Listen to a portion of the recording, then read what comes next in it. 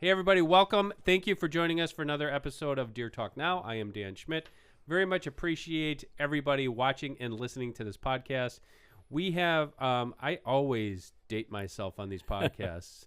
We have Zach Haas on here again. Zach, this is your third time on the podcast? Yep. So have you ever watched Saturday Night Live? Oh, yeah, of course. We have to get a vest Yeah, for five-timers. Five-timers. Yes. So we're going to get a vest and maybe a stump sitter's patch on it. Yeah, right. So you got only 2 more to go and you're going to knock there. Thank you for joining us. Absolutely. Glad to be here. Zach, this is the time of the year that we get excited about deer management and deer hunting and the prospects of what's to be this coming season. But it's also a lot of trepidation with especially landowners. People in the Midwest, so if we're looking at Missouri and Iowa and Illinois and Kentucky and Indiana and maybe parts of Wisconsin, it's that big bugaboo, EHD. We start thinking about it, don't we? Absolutely. Yep. We're just about to get to that season.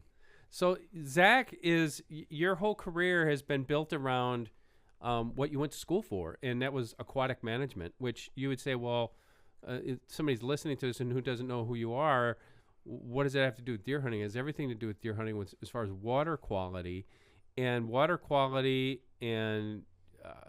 just the way water lays on the land in these different environments is the big factor for epizootic hemorrhagic disease, is it not?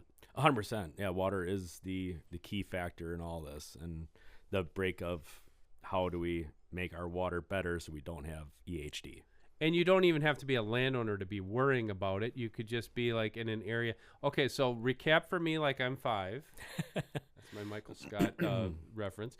What has to happen or what does happen on a landscape that causes EHD, and what are the signs that we might be in for a rough road this summer? Yeah, I mean, so really the biggest things that lead the groundwork, you could say, to get into EHD around is the midge itself is prevalent. It's just like mosquitoes and ticks and all that. They're always prevalent. However, as we get into the later summer months, we don't get the rains, and animals are starting to flood to different watering holes or cattle ponds, whatever name you. The water quality starts degrading. The midges all flock to these kind of seldom water sources across the landscape. The deer flock to that. So I always picture like some of these movies in Africa when all the animals go to the one watering hole. Well, that's happening, except for now here's the midge that's congregated with EHD, and it starts biting on all these animals to get the blood to form its next reproduction cycle.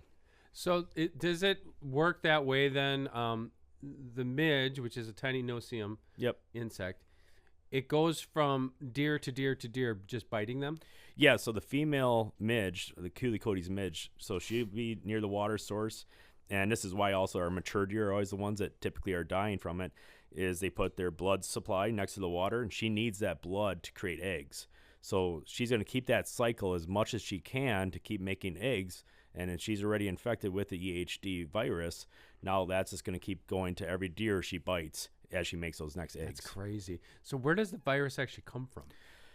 So all the research I've seen, I mean, there's not a clear distinction. I've never seen a article, a scientific paper that's been like, oh, this is where it's derived from. So I think it's very similar to other diseases we've seen where it's just they finally tested and found it. So the origin has not been ever shown.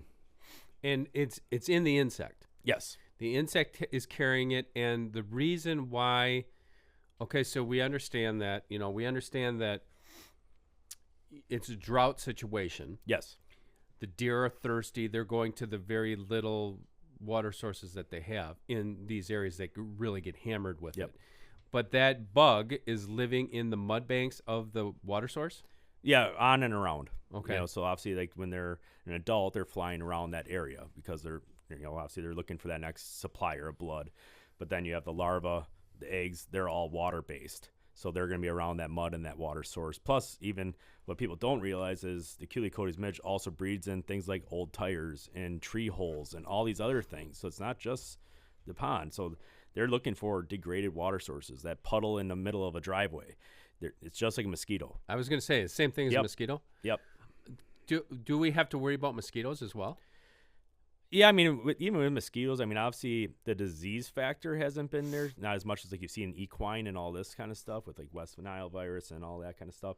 But all those animals, they all can pass on some kind of pathogen or virus to your animals. It's not just EHD. So if you have all these, I'm going to say harmful insects or bugs around your ponds and they're biting deer, they could pass on numerous diseases and viruses that can still worsen the deer's health. And let's say they do get something from a mosquito that worsens their health, and now they get bit by a midge that has EHD, their chance of survival just plummeted. Basically zero, I Yep. would say, because it's hard enough. I've seen deer.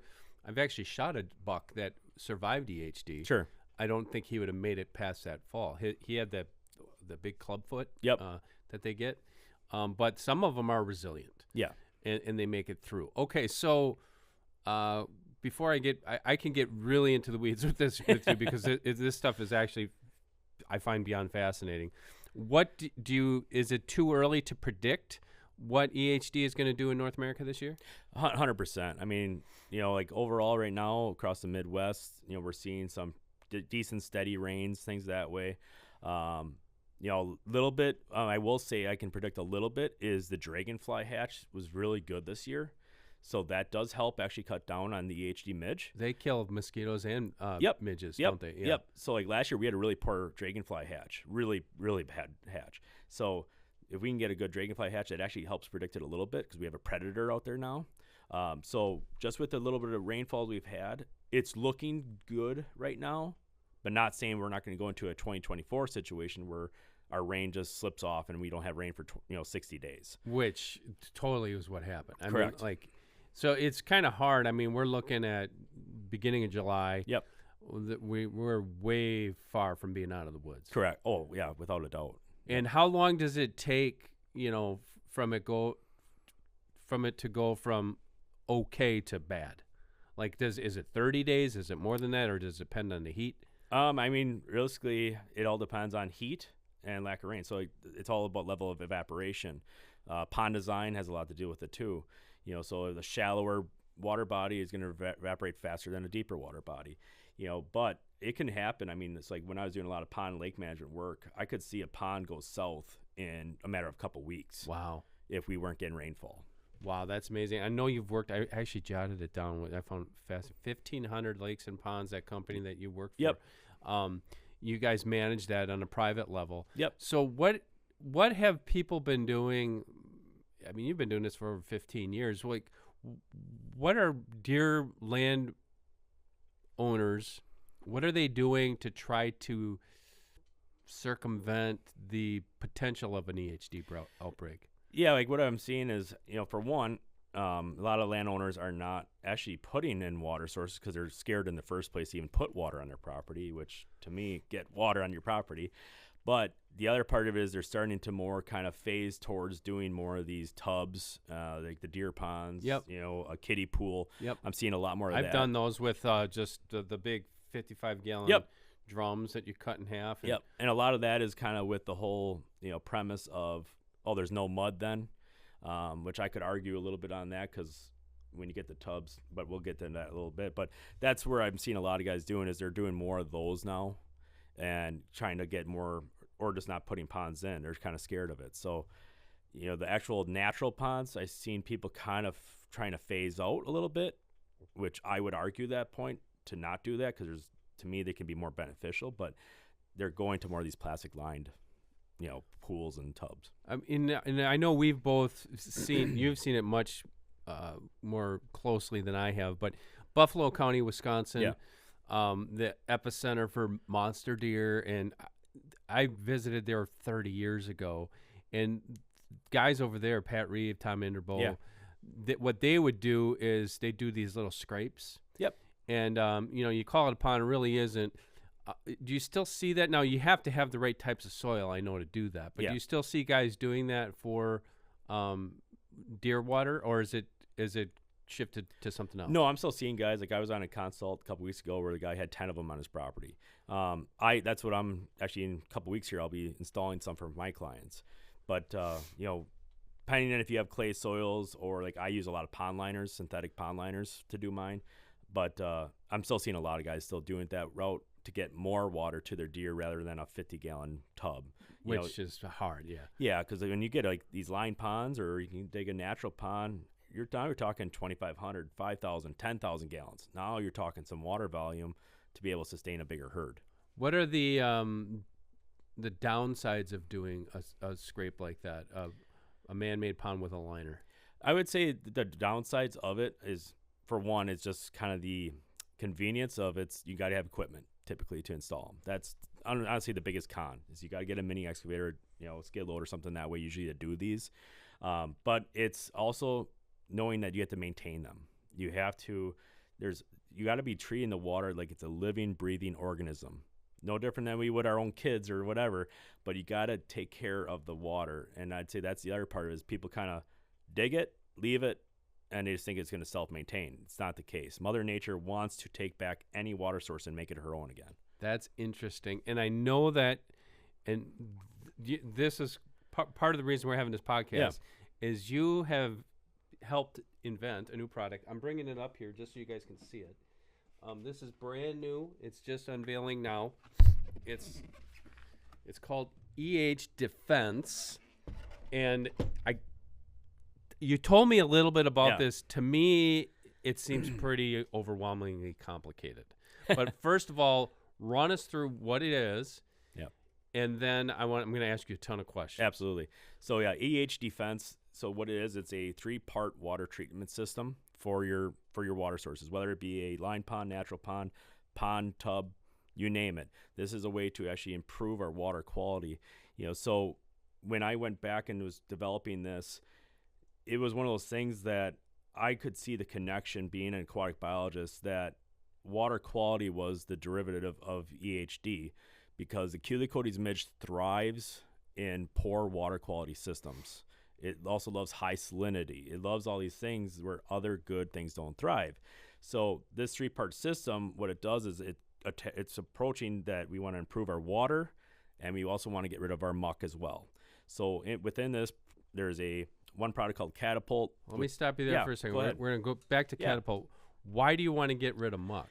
So muck is where a lot of times when Culicodes midge comes in, she lays her eggs. Her larva will actually thrive in that muck. Okay. So as the muck grows, or develops, or whatever you want to say, now you can have more eggs, you can have more issues, and suddenly now your issue just keeps on expanding, and the water quality is going to start crashing because, once again, that the process is called eutrophication.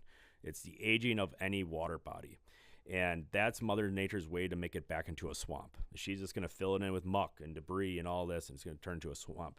Well, you think of any muck hole where, that's where you're getting bit by mosquitoes, you're getting the midges, black flies, all this stuff.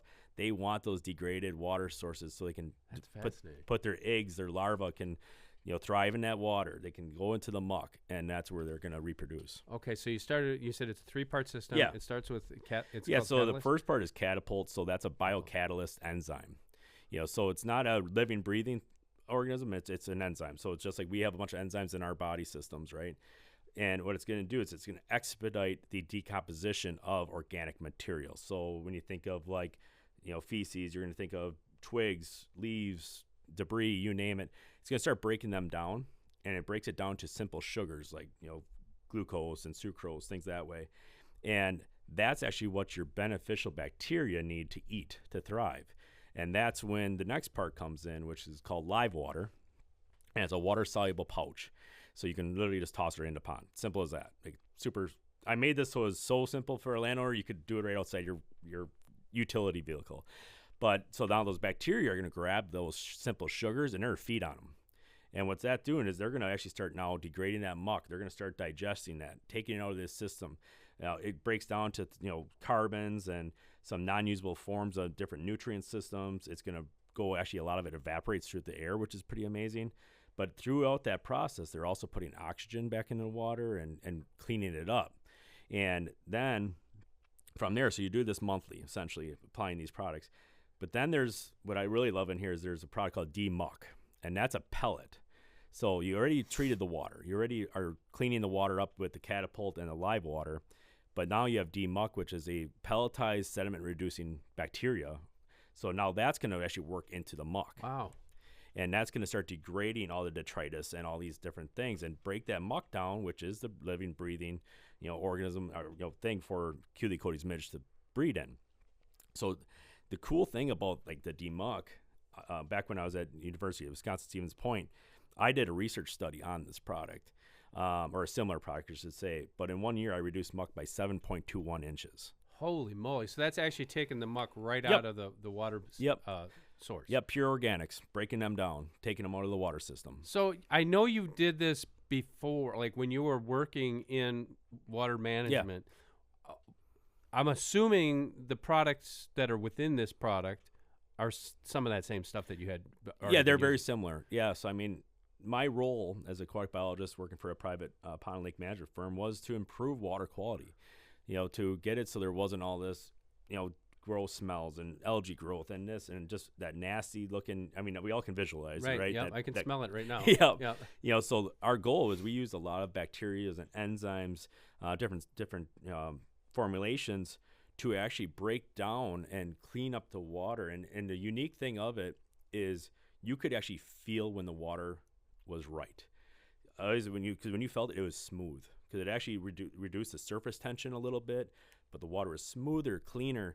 Whereas like for instance, one of my the places I worked with was the Milwaukee County Zoo.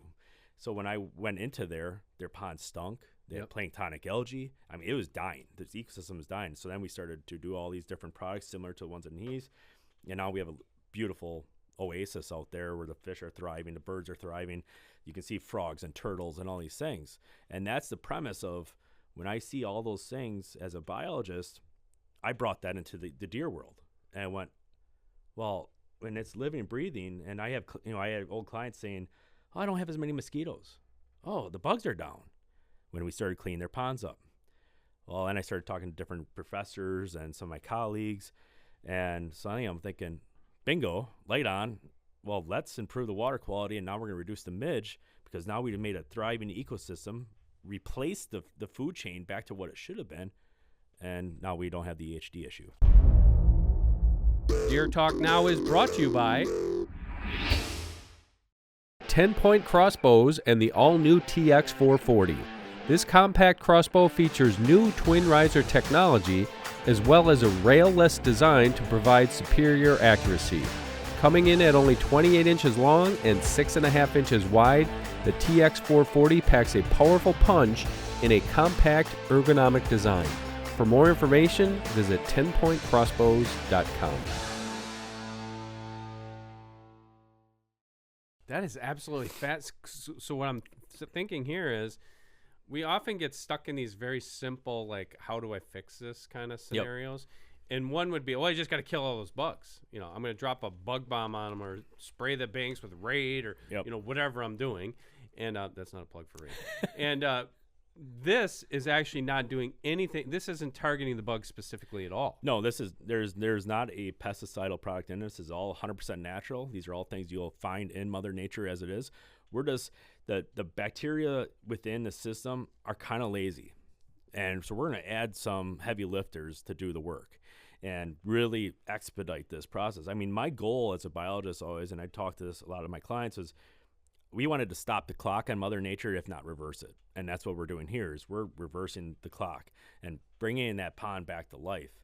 Because I can actually smell it. I was out at a client's pond the other day. I could grab the muck and smell it, and I can tell you how healthy that pond is. Really? Because if an unhealthy pond, it'll smell like rotten eggs.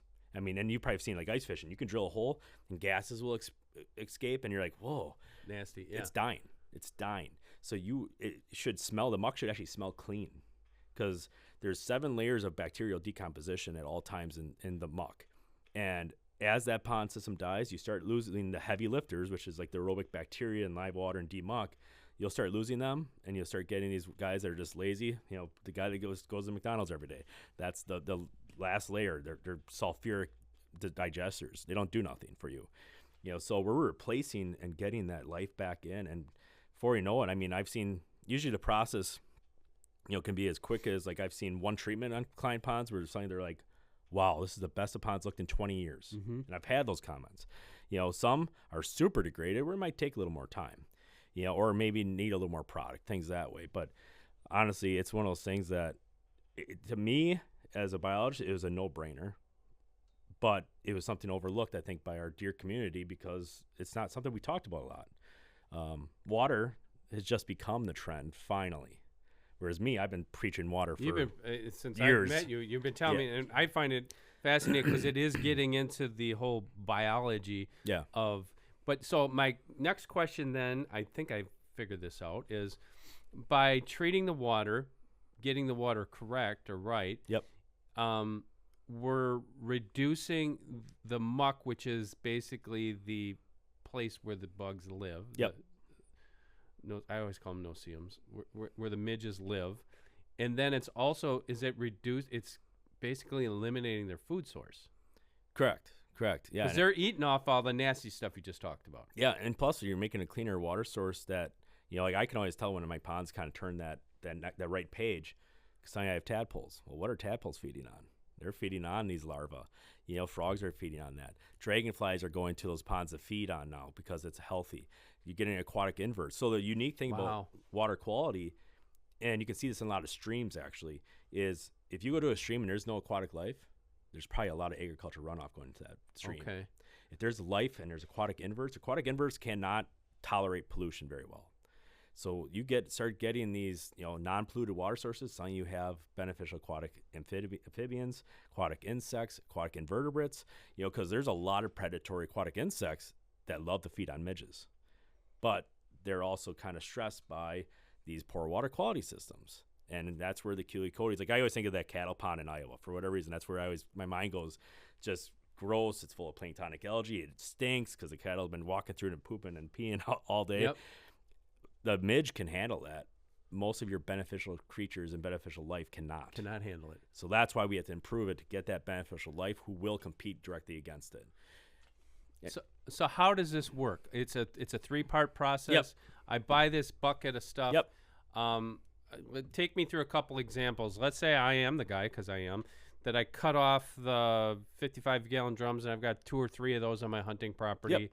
Yep. How much is this going to last me? Yeah, so like if you have, let's say, 1 tub on your property, I mean, this bucket's going to last you. This is designed to be a full season use. So I have to do it more than once? Once a month for about 5 to 6 months. Okay. Yep. And it's going to be targeting. You want to start typically, and it depends where you're at, right? Like if you're in Florida, this is a year-round application. Sure. Whereas up in here, we have a 6-month-long season. That's kind of what I even did for pond and lake management. We had about 6 months. You're starting right in spring when the ice goes right out? out of the gate. Okay. To me, it's like when you're frost seeding clovers, you're starting almost to do pond management. Okay. You're starting to wake it up. And that's what the enzymes and live water will do. So once a month, you're going to go out and you're going to throw in a water-soluble pouch, which just dissolves in the water.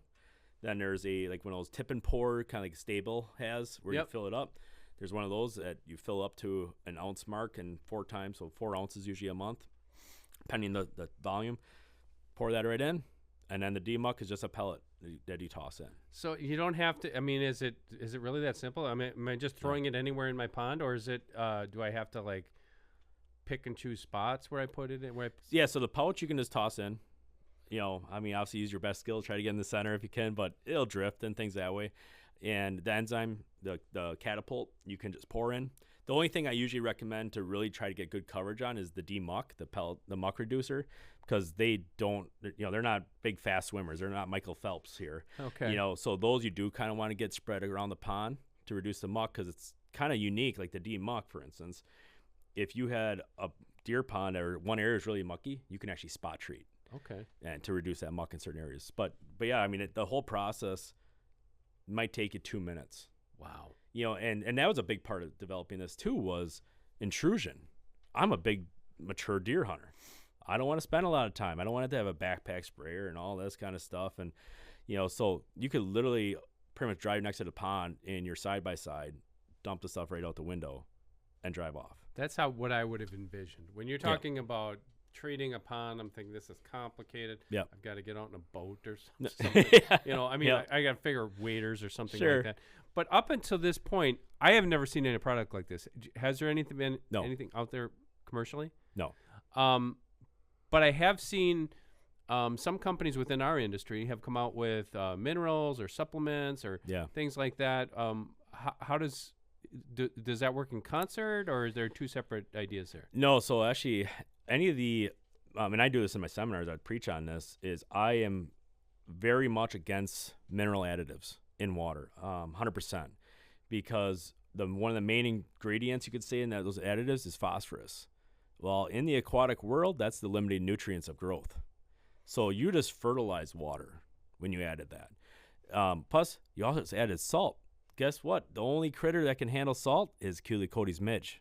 Oh. So now you just killed off every beneficial insect and amphibian and invertebrate, but you left the midge. So, because now think about like a cattle pond, usually there's a big brine block next to it. Killed the whole system except for the Culicodes midge, who can tolerate high salinity. Wow. So you just set yourself up for failure by adding that. I would just recommend, if you are using minerals, put it off to the side, put it on the downslope side of the pond, just so it can't run off into the pond, because that will destroy your whole ecosystem. So like even roadsides. In Wisconsin here, we have a lot of stormwater ponds out the side of the road. Guess why there's really no growth ever in them? Because the road all salt, the road salt. that leaches into them. 100%. I'll be darned. Now we should note that this company, this EHD Defense, is actually affiliated with a company that we work with, and that's Rack Fuel. 100%. And Rack Fuel does, I mean, you can tell people, they probably know if they've been listening to this podcast, but they have all sorts of other products in the deer hunting industry. Yeah. So Rack Fuel, and that was kind of why we kind of worked together with this. Rack Fuel is about total herd health. Well, this was the missing page of that. I remember when you guys were talking about it. So dealing with a premium mineral, premium deer feeds, a whole line of premium food plot seeds. It was about building that ultimate 365 nutritional program for the deer. And this was like kind of that last, part of that. That's one thing that's impressed me, is that, and I can't talk enough about this, is my experience with the seed. I don't know. I mean, it's hand selected. It's not a miracle. It's not like they've got a special turnip that nobody else has, but it's just the quality control in the product. And this is interesting to me because it's not just throw this in your pond and pray for the best. You're actually basing your whole career off of water management and what you've studied. And probably, like I said, products that you've worked with on a commercial level. It's like, okay, how can we bring this into a smaller scale? Because I know commercial level, if you're dealing with lakes, that's like me trying to, I guess the best way to analogy would be me trying to fertilize my lawn as opposed to a farmer in Iowa fertilizing his center pivot cornfield.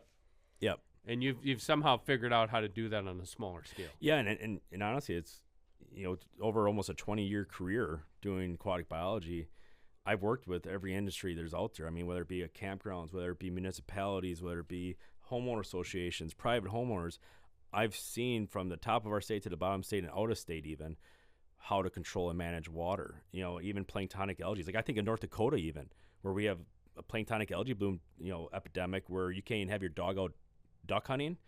Same thing with this. So if you have planktonic blue algae, green algae, actually using these products like this can help clean that water so you don't have to worry about your own dog on your property.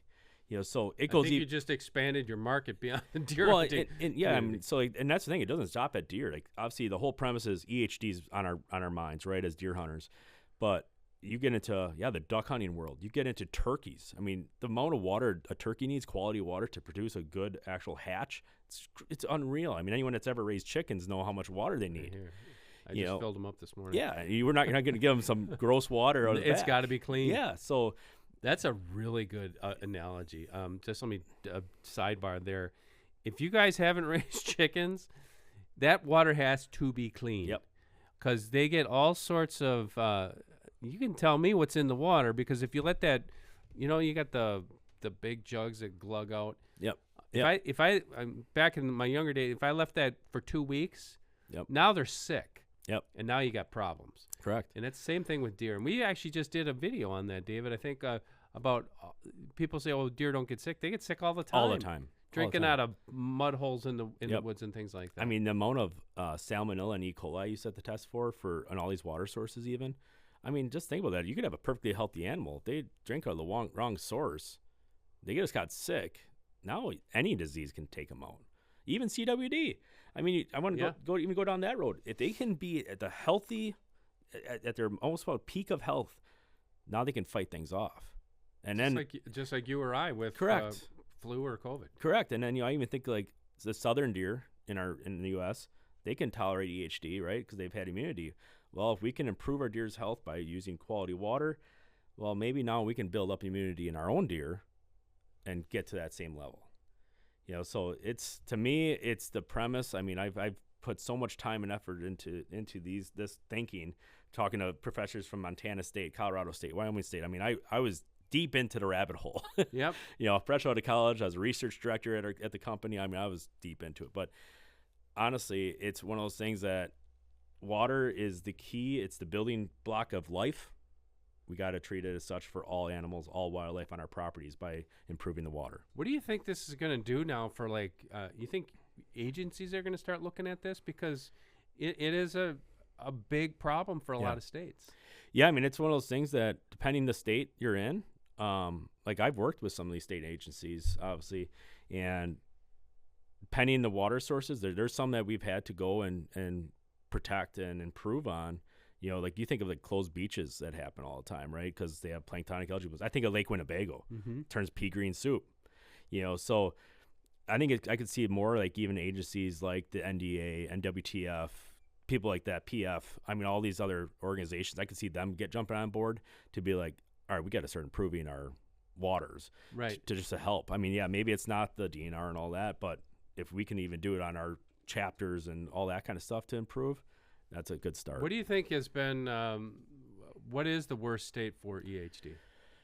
I mean, to me, historically, it's going to be Iowa. Okay. I mean, they're going to be the ones that probably got hit the worst. Early on, it was kind of all over. Like you could just throw a dart at the board. Northeast Missouri pretty bad, isn't it? Yep. Some areas. Yep. Missouri's been getting hit. Iowa's getting hit. Ohio was terrible last year. That was the worst one they've had. But Kansas a little bit. The Dakotas can have a little bit. Illinois. Yep. I mean, so it's honestly bouncing. And one thing that's interesting about it is actually the Midge is kind of following the airstreams. So the airstreams are moving, and that's kind of where the Midge has been following. Wow, fascinating stuff. Well, Zach, thank you so much. There's way too much that we could talk about here. It's called EHD Defense. EHD Defense. Where can people find it? Where can they find out more information about it? So it's going to be on all the socials, your Facebook, your Instagram, your TikTok, all that. But it's also going to be available at ehd-fense.com. Yeah, that's a good name. It's easy. It's easy to remember. Yep. And would you have to order it directly, or can people find it at any of the box stores? It's going to start out online retail, okay, but then it's going to be shifting towards more retail centers. Okay. So check that out, ehd-fense.com. Yep. And it's basically improving your water for better deer and better deer hunting. Zach, also, I wanted to give a shout out because you give a lot of personal insights and tips on your page. It's Creek Bottom Land Management. Where can people find you there? Yeah, so I'm active on Facebook, Instagram, TikTok, and then I also have my website, which is creekbottomlandmgmt.com. Check these out. His videos are very, entertaining to say the least, but informational above anything else. Appreciate it. Well, Zach, thank you so much. That's it for today. Zach Haas, you got to check this out, EHD Defense. Even if you just want to learn more about how this works, I think it's fascinating. Can't get enough of it. For Zach Haas and David Gillane, I am Dan Schmidt. Thank you for joining us for Deer Talk Now. We will catch you next week, Thursday, for another brand new episode. The Deer Talk Now podcast is brought to you by Mossberg, Wildlife Research Center, Traditions Firearms, Outdoor Edge Knives, Hoyt Archery, and 10 Point Crossbow.